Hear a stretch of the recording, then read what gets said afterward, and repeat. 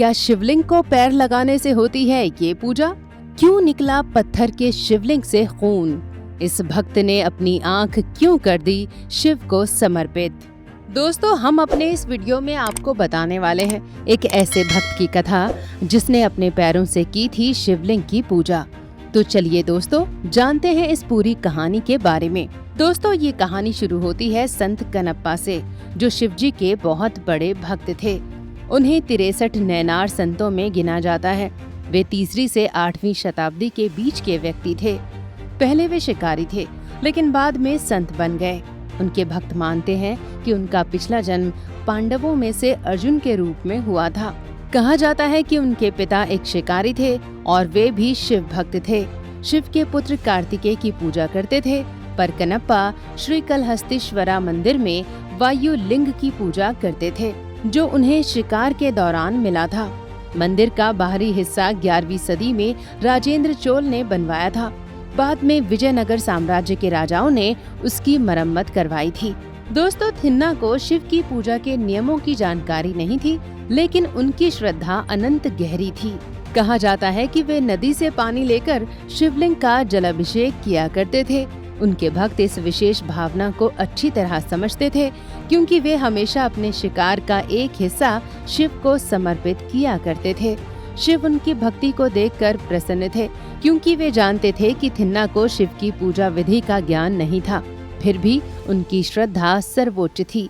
कहा जाता है कि एक दिन महादेव ने उन्हें एक परीक्षा के लिए चुना, और जब एक भूकंप आया तो कनप्पा ने शिवलिंग को अपने शरीर से पूरी तरह ढक लिया।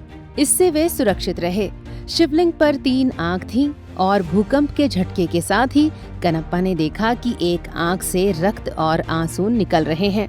वे समझ गए कि शिवलिंग की एक आँख घायल हो गई है। दोस्तों, बिना किसी विचार के कनप्पा ने अपनी आँख को निकाला और उसे शिवलिंग की आँख पर लगा दिया। लेकिन कुछ समय बाद दूसरी आँख से फिर से रक्त आंसू बहने लगे। कनप्पा जब दूसरी आँख निकालने जा रहा था, अचानक से उसके दिमाग में आया कि अगर वो दूसरी आँख भी निकाल लेते हैं तो वे पूरी तरह से अंधे हो जाएंगे और उन्हें ये नहीं पता चलेगा कि वे उस आँख को शिवलिंग में कैसे लगाएं। तब उन्हें एक उपाय सूझा। उन्होंने तत्काल अपना एक पैर उठाया और उसका अंगूठा बिल्कुल उस आँख के पास रख दिया, ताकि अंधेपन के बावजूद वे शिवजी की दूसरी आँख के स्थान पर अपनी आँख लगा सकें। उसी समय भगवान शिव प्रकट हुए और उन्होंने खुश होकर उनकी आँखों को सही कर दिया।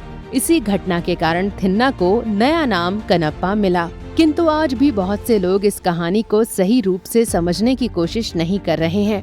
वे इसे सामान्य घटना के रूप में ले रहे हैं, जबकि ये वास्तव में भगवान शिव की भक्ति की एक परीक्षा थी। इस सत्य का परिचय बहुत से लोगों को नहीं हो रहा है और बहुतों को इसके वास्तविक अर्थ को समझने की इच्छा भी नहीं है। तो चलिए, आज के लिए इतना ही।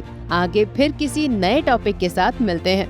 अगर आपको हमारा ये वीडियो पसंद आया हो तो इसे लाइक और शेयर जरूर करें, और हाँ, ऐसे वीडियोस के लिए हमारे चैनल को सब्सक्राइब करना ना भूलें।